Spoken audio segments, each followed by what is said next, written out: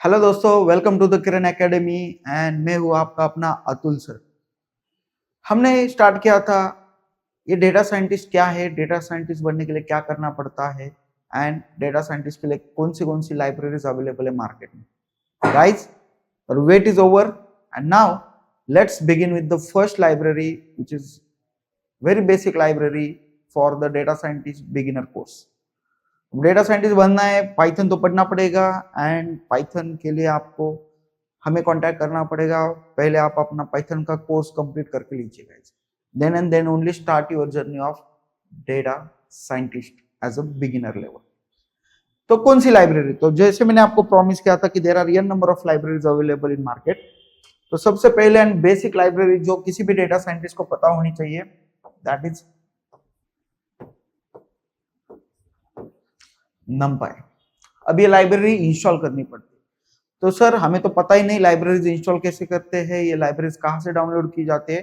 तो इसका मैंने ऑलरेडी एक वीडियो बनाया हुआ है guys, please go through that video and देखिए कि पाइथन में लाइब्रेरीज क्या होती है और वो लाइब्रेरीज कहाँ से इंस्टॉल करके लेके आनी पड़ती है। फॉर दिस कोर्स ऑलरेडी मैंने मेरे मशीन में NumPy इंस्टॉल करके रखा हुआ है एंड ये NumPy is very powerful tool for data analysis करने। इसका नाम है गाइज NumPy। NumPy मतलब न्यूमेरिकल पाइथन, न्यूमेरिकल मतलब मैथमेटिक्स। तो डेटा साइंटिस्ट बनना है गाइज, थोड़ा सा मैथमेटिक्स आना पड़ेगा, स्टैटिस्टिक्स भी आना पड़ेगा। पहले ये कंसेप्ट भी आप देखिए आपको कि स्टैटिस्टिक्स क्या होता है, मीन मीडियन मोड क्या होता है, डेविएशन क्या होता है, रिग्रेशन ऑफ लाइन क्या होता है। इतना मैथमेटिक्स आना चाहिए डेटा साइंटिस्ट को। अब ये NumPy लाइब्रेरी जो आपके मशीन में इंस्टॉल होगी गाइस, ये NumPy लाइब्रेरी यूज करके आप क्या कर सकते हो, तो बहुत सारा डेटा सबसे फास्ट प्रोसेस कर सकते हो। लाइक घंटों का काम मिनटों में करना है तो आपको चाहिए लाइब्रेरी। तो सबसे पहली लाइब्रेरी है NumPy। इस NumPy लाइब्रेरी को पहले आपके प्रोजेक्ट में इंपोर्ट करके लेना पड़ेगा। अब ये NumPy लाइब्रेरी करती क्या है गाइस, तो ये जो NumPy लाइब्रेरी है ये एरेज को प्रोसेस करती है। अब एरे क्या है, तो एरे एक डेटा स्ट्रक्चर है जहां पे रोज एंड कॉलम के फॉर्म में डेटा रहता है। तो अगर डेटा रोज एंड कॉलम के फॉर्म में होगा तो उसको आप बहुत अच्छे से प्रोसेस कर सकते हो, बहुत फास्ट प्रोसेस कर सकते हो। इसलिए आपको डेटा हमेशा एरेज में लेके आना पड़ेगा और ये एरेज का डेटा बनाने के लिए आपके पास लाइब्रेरी है NumPy लाइब्रेरी। आप बोलेंगे सर पाइथन आता है, लिस्ट है, टपल है, डिक्शनरी है, उसमें क्यों नहीं प्रोसेस करेंगे? तो गाइज जो लिस्ट कर सकती ना, अगर आपके पास डेटा होगा और लिस्ट उस डेटा को प्रोसेस करने के लिए सपोज अगर 10 सेकेंड का टाइम ले रही है, तो वही डेटा प्रोसेस करने के लिए NumPy लाइब्रेरी अराउंड 1 सेकेंड का टाइम लेगी। तो ये इतनी फास्टर है। तो एज अ डेटा साइंटिस्ट हमें फास्टर चीजें चाहिए, घंटों का काम मिनटों में करना है। 10 साल का डेटा होगा गाइस, 10 साल में सोचिए कि क्या क्या हो सकता है, और उस डेटा को प्रोसेस करने के लिए आपको फास्टर कुछ ना कुछ टूल चाहिए and Python is the best tool to process data fast. And Python में भी NumPy लाइब्रेरी आपको डेटा फास्ट प्रोसेस करके देगी। तो चलो देखते हैं कि ये NumPy लाइब्रेरी कैसे काम करती है। कुछ एरेज बनाते हैं, कुछ मल्टीपल एरेज बनाएंगे एंड उनको प्रिंट करके देखेंगे कि ये NumPy करता क्या है। So let's get started.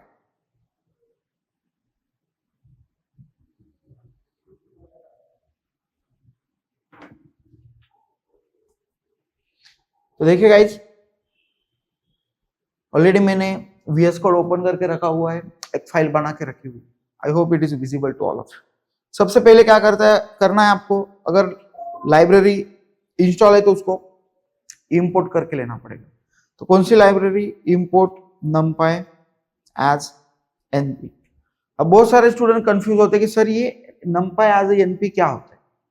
तो इंपोर्ट कर रहे हैं NumPy को। अब ये NumPy इंपोर्ट करने के बाद उसके ऊपर मुझे कुछ काम करने, तो हमेशा मुझे NumPy लिखना पड़ेगा।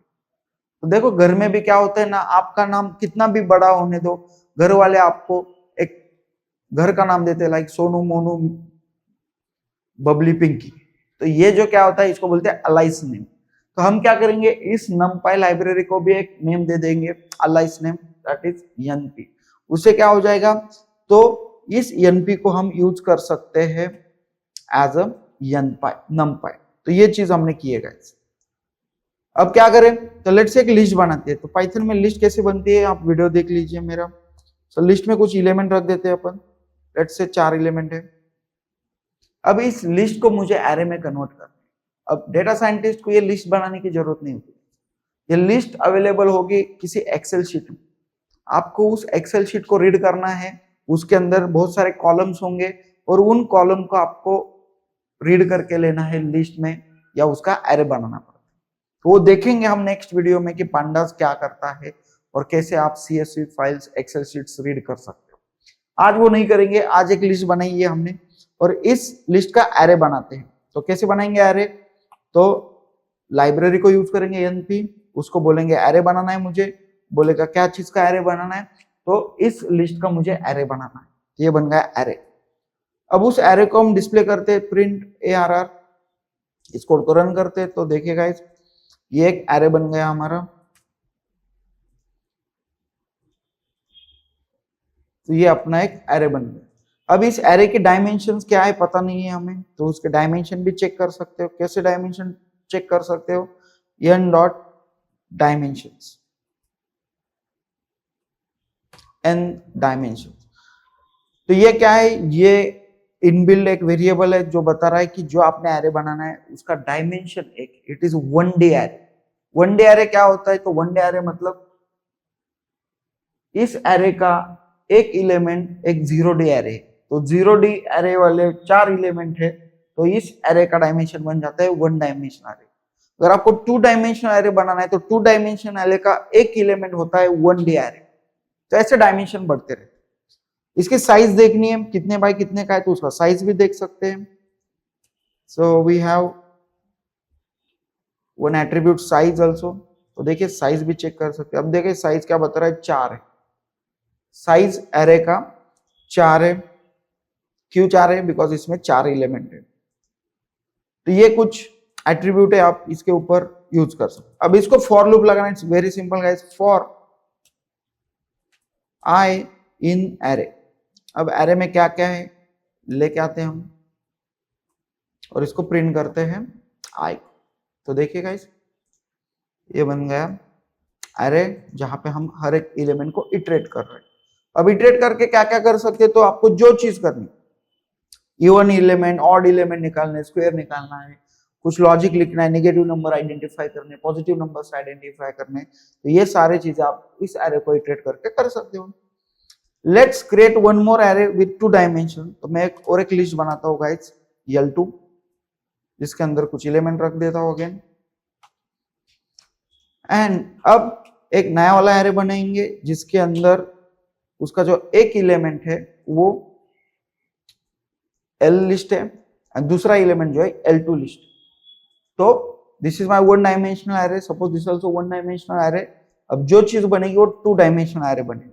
तो लेट्स सी सच में 2 डायमेंशनल एरे के नहीं, चेक करते हैं।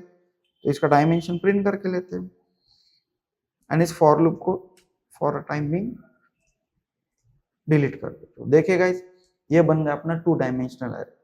अब इस 2 डायमेंशनल एरे के ऊपर अगर फॉर लूप लगाते हैं, for I in array and print करते हैं आई को, तो देखिए गाइस इसमें से 2 एलिमेंट मिलेंगे। पहला एलिमेंट इज दिस लिस्ट, दूसरा एलिमेंट इज दिस लिस्ट। अब इन लिस्ट को भी इटरेट करना है, तो देखिए इटरेट कर सकते हैं। इसको कमेंट कर देता हूं मैं। अब ये जो आई आ रहा है, ये पहला एलिमेंट मतलब ये पूरी लिस्ट आ रही है, दूसरा एलिमेंट एक दूसरी लिस्ट आ रही है, तो उस लिस्ट को भी इटरेट कर सकते हैं for j in I and print करेंगे j को। तो इससे क्या कर रहे हैं हम? हर एक एलिमेंट को इटरेट कर रहे हैं हमारे एरे के अंदर। तो देखिए guys each and every element हमें मिल रहा है फ्रॉम दैट एरे एंड इस डेटा को एनालाइज करना पड़ता है, कुछ लॉजिक लिखना पड़ता है उसमें। सपोज आपके पास ऐसा डेटा हो जिसमें एजेस है, लोग है, लोगों का एज है। अब गलती से क्या है कि एक आधा एज निगेटिव है, तो आपको आइडेंटिफाई करना पड़ेगा, क्योंकि एज किसी का निगेटिव नहीं होता, किसी का भी एज -5 नहीं होता। तो वो क्या हुआ?